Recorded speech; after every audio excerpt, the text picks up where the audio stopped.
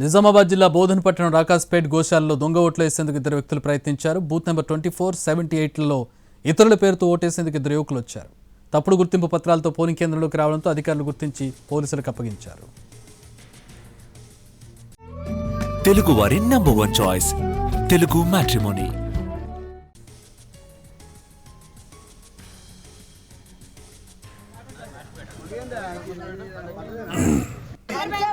ఒక్కొక్క ఓటు 5,000 రూపాయలకు అమ్ముకుంటున్నాడు TRS candidate.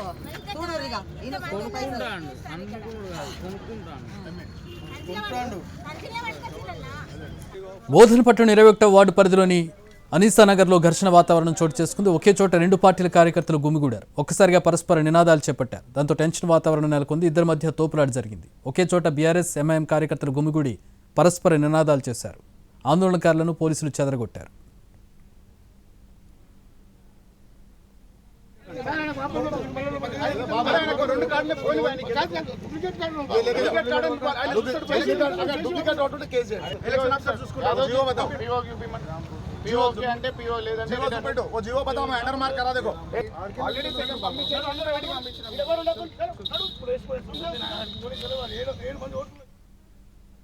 Medak జిల్లా నర్సాపూర్ మున్సిపాలిటీ 15వ వార్డులో తీవ్ర ఉద్రిక్తత చోటు చేసుకుంది. బీఆర్ఎస్, బీజేపీ కార్యకర్తల మధ్య ఘర్షణ చోటు చేసుకుంది.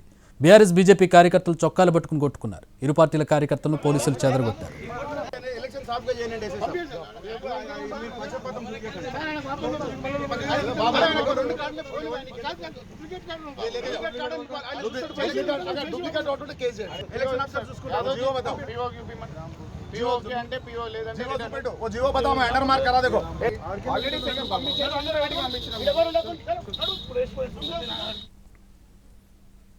వికారాబాద్ జిల్లా పరిగి మున్సిపల్ ఎన్నికల పోలింగ్లో బోగస్ ఓట్లు కలకలం రేపాయి. 13వ వార్డులో 27 పోలింగ్ స్టేషన్లో బోగస్ ఓట్లు వేస్తున్నారంటూ ఆరోపణలు చేయడంతో గొడవ జరిగింది. ఓటర్లను బయటకు పంపాలంటూ పోలీసులతో గొడవకు దిగారు.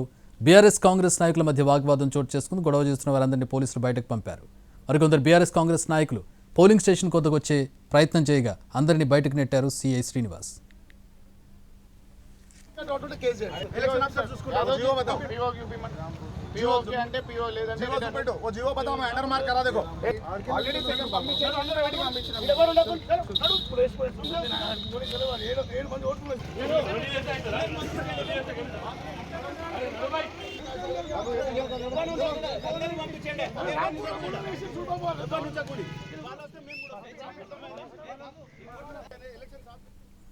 జయశంకర్ భూపాలపల్లి జిల్లా భూపాలపల్లి మున్సిపాలిటీలో పోలింగ్ జరుగుతుండగా డబ్బుల కట్టల కలకలం రేపే. 22వ వార్డు పోలింగ్ కేంద్రం దగ్గర డబ్బులు బయటపడ్డాయి.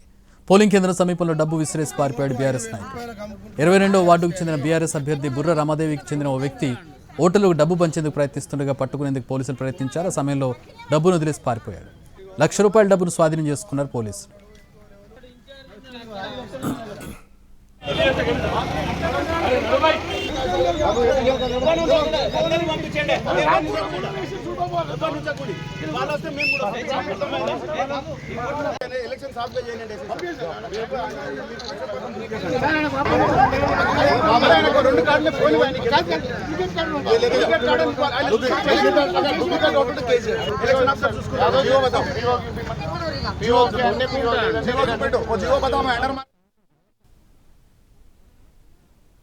మంచిర్యాల జిల్లా లక్షట్పేట మున్సిపాలిటీలో టెన్షన్ వాతావరణం నెలకొంది. పోలింగ్ బూత్ నెంబర్ 9, 10లో ప్రచారం చేస్తున్నాడని లక్షట్పేట మున్సిపల్ మాజీ వైస్ చైర్మన్ పొడేటి శ్రీనివాస్ను పోలీసులు అడ్డుకున్నారు.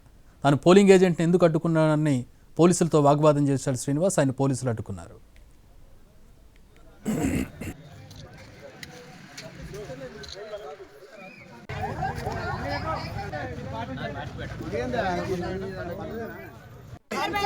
ఒక్కొక్క ఓటు 5,000 రూపాయలకు అమ్ముకుంటున్నాడు టీఆర్ఎస్ క్యాండిడేట్.